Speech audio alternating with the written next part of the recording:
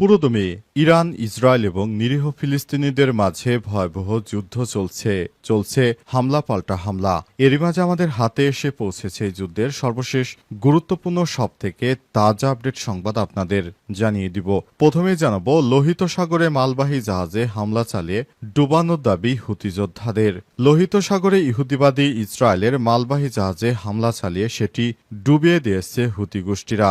গুলি, রকেট ও দুর্নিয়ন্ত্রিত বিস্ফোরক ভর্তি নৌকা ব্যবহার করে এই হামলা চালায় তারা, খবর রয়টার্সের। এরপর জানাবো, ইসরায়েল আক্রমণ করলে আরও ধ্বংসাত্মক প্রতিশোধের হুঁশিয়ারি ইরানের। ইরান হুঁশিয়ারি দিয়ে বলেছে, ইসরায়েল যদি আবারও তাদের উপর আক্রমণ চালায় তাহলে তারা আরও শক্তিশালী ও ধ্বংসাত্মক জবাব দেবে। আজ আল জাজিরার এক প্রতিবেদনে বিষয়টি নিশ্চিত করা হয়েছে। ইহুদিবাদী ইসরায়েলিদেরকে শিক্ষা দিতে এবার ব্যাপক হারে প্রস্তুতি গ্রহণ শুরু করেছে ইরান। এদিকে হত্যার আগে ইরানের শীর্ষ কমান্ডারদের যেভাবে খুঁজে বের করে ইহুদিবাদী ইসরায়েলের গোয়েন্দা সংস্থা মোসাদ। ইসরায়েলি হামলায় ইরানের ইসলামিক রেভলিউশনারি গার্ড কর্পস আইআরজিসির কমপক্ষে ২০ জন সিনিয়র কমান্ডার নিহত হয়েছে। সংঘাতের সময় বেশ কয়েকজন পরমাণু বিজ্ঞানীকেও হত্যা করে ইসরায়েল। এসব হামলায় এতটাই নিখুঁত ছিল যে ধারণা করা হচ্ছে তাদের অবস্থান সম্পর্কে আগে থেকেই জানত ইসরায়েল। তবে বিবিসির এক প্রতিবেদন থেকে জানা গেছে ভিন্ন কথা।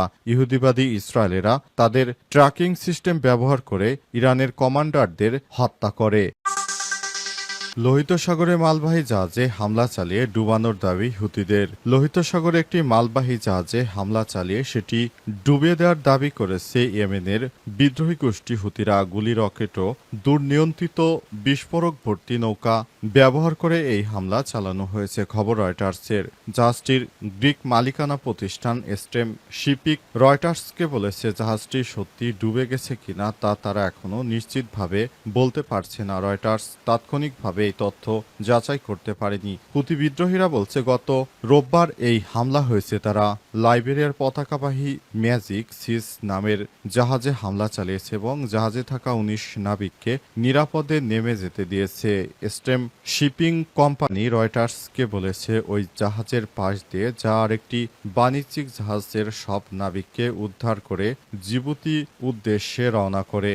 সংযুক্ত আরব আমিরাত কর্তৃপক্ষ এর আগে গতকাল বলেছে, লোহিত সাগরে হামলার কবলে পড়ার পর জাহাজটি থেকে সাহায্য চেয়ে বিপদ সংকেত দেওয়া হয়েছিল। আর সেই সংকেত পাওয়ার পর এডি স্পোর্টস গ্রুপের মালিকানাধীন সাফিন পিজম নামের একটি জাহাজ ঘটনাস্থলে গিয়ে উদ্ধার অভিযান চালায় এবং সফলভাবে ২২ আরোহী সবাইকে উদ্ধার করে। এর আগে স্টিম শিপিং প্রতিনিধি মাইকেল বোদোরোগ্লু বলেছেন, হামলার পর ম্যাজিক সিজ জাহাজটি পানি ঢুকতে শুরু করে এবং তা ডুবে যাওয়ার ঝুঁকিতে পড়ে। জাহাজটি চীন থেকে লোহা ও সার নিয়ে তুরস্কের দিকে যাচ্ছিল।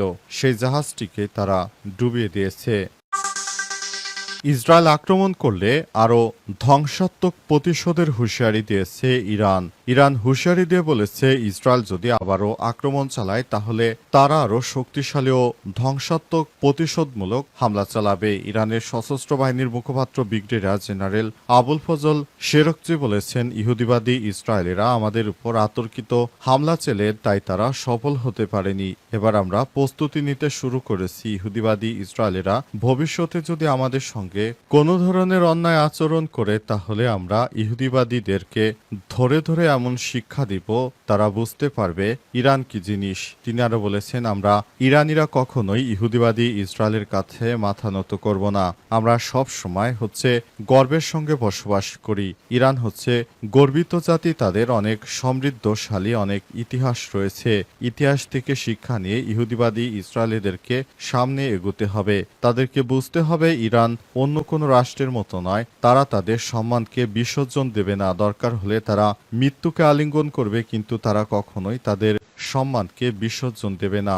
ইহুদিবাদী ইসরায়েলের প্রধানমন্ত্রী বেঞ্জামিন নেতানিয়াহু যে নিকৃষ্ট একজন মানুষ, ইতিমধ্যেই পুরো পৃথিবীর কাছে সেটা প্রকাশিত হয়ে গেছে।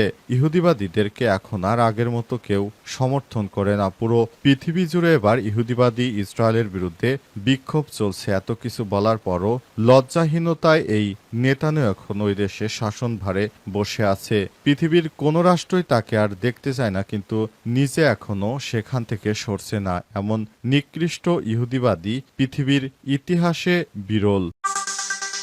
হত্যার আগে ইরানের শীর্ষ কমান্ডারদের যেভাবে খুঁজে বের করে মোসাদ। ইসরায়েলি হামলায় ইরানের ইসলামিক রেভলিউশনারি গার্ড কর্পস আইআরজিসির কমপক্ষে ২০ জন সিনিয়র কমান্ডার নিহত হয়েছে। সংঘাতের সময় বেশ কয়েকজন পরমাণু বিজ্ঞানীকেও হত্যা করেছে ইহুদিবাদীর। সব হামলা এতটাই নিখুঁত ছিল যে ধারণা করা হচ্ছে তাদের অবস্থান সম্পর্কে আগে থেকেই জানত ইসরায়েল। কিন্তু প্রশ্ন হলো, ইসরায়েলি বাহিনী কিভাবে এসব তথ্য সংগ্রহ করেছিল, কিভাবে নিশানা বরাবর একে সবাইকে পেয়ে গেল। সম্প্রতি বিবিসিকে দেখ সাক্ষাৎকারে এই রহস্য ফাঁস করেছেন ইসরায়েলি গোয়েন্দা সংস্থা মোসাদের সাবেক উপপ্রধান রামে ইকরা। টার্গেট কিলিং পদ্ধতি, প্রযুক্তির দক্ষতা এবং রাজনৈতিক দায় নিয়ে সাবেক এই কর্মকর্তা বলেছেন, ইরানের শীর্ষ সামরিক কর্মকর্তাদের হত্যায় মোবাইল ফোন প্রযুক্তি ব্যবহার করে টার্গেট নির্ধারণ করেছে মোসাদ। বিবিসির ইরান বিষয়ক বিশেষ প্রতিবেদক খাজরা নাজিরের এক প্রশ্নের উত্তরে রামি ইকরা আরও বলেছেন, সবই তথ্য প্রযুক্তি ও উদ্ভাবনের মাধ্যমে করা হয়েছে, বিশেষ করে সাইবার জগৎ থেকে তথ্য সংগ্রহ করা হয়েছে। তিনি আরও বলেছেন, যদি আপনার হাতে একটি মোবাইল থাকে তাহলে আপনার কোনো কিছুই গোপন নেই, এটা সবার আগে প্রযোজ্য। আর যদি রেভলিউশনারি কমান্ডার হয় তাহলে তো কোনো কথাই নেই, তাদের বাসা কোথায়, ফোন ফ্ল্যাট কোথায়, সবকিছুই জানা যায়। বিষয়টি আরও ব্যাখ্যা করে রামি বলেছেন, মোবাইল ফোন ট্র্যাকিং এর মাধ্যমে ইরানি বিপ্লবী গার্ড বাহিনীর কমান্ডারদের সুনির্দিষ্ট অবস্থান শনাক্ত করা হয়। এরপর অত্যাধুনিক গাইডিং সিস্টেমযুক্ত মিসাইল দিয়ে হামলা চালানো হয় এবং সেভাবেই কর্মকর্তাদেরকে আমরা হত্যা করতে সক্ষম হয়েছি। পিআর পদ্ধতিতে নির্বাচনের দাবি, ইসলামী দলগুলোকে এক করার উদ্যোগ চলছে বললেন চরমোনাই পীর। সংখ্যানুপাতিক পিআর পদ্ধতিতে নির্বাচন ব্যবস্থা বাস্তবায়নের দাবি জানিয়ে ইসলামী আন্দোলন বাংলাদেশের নায়েবে আমির মুফতি সৈয়দ মোহাম্মদ ফয়জুল করিম চরমোনাই পীর বলেছেন, সংস্কার ছাড়া নির্বাচন দিলে তা প্রশ্নবিদ্ধ হবে। নির্বাচন, স্বৈরাচার বিরোধী বিচার ও কাঠামোগত সংস্কার একসঙ্গে না হলে প্রকৃত গণতন্ত্র প্রতিষ্ঠা সম্ভব নয়। আজ নাটোরের গুরুদাসপুরে এক নিহত কর্মীর কবর জিয়ারত শেষে সাংবাদিকদের প্রশ্নের জবাবে তিনি এসব কথা বলেছেন। এ সময় তিনি বলেছেন, ইসলামী দলগুলোর মধ্যে পিআর পদ্ধতির বিষয়ে ঐক্যমত তৈরি হয়েছে। আমরা এখন সব ইসলামী দলকে এক করার চেষ্টা করছি যেন তারা একসঙ্গে একই প্রতীকে নির্বাচনে অংশগ্রহণ করতে পারে। আমাদের লক্ষ্য ইসলামী মূল্যবোধে বিশ্বাসী সব দল ও জনগণকে নিয়ে একটি কার্যকর রাজনৈতিক মঞ্চ গঠন করা। চরমোনাই পীর আরও বলেছেন, 53 বছর ধরে যারা দেশকে চালিয়েছে তারা সব সময় দেশকে শাসন ও বঞ্চনা গঞ্জনা করে দেশকে চালিয়েছে। আমরা চাই একটি ইসলামী ধারায় দেশটাকে পরিচালনা করতে।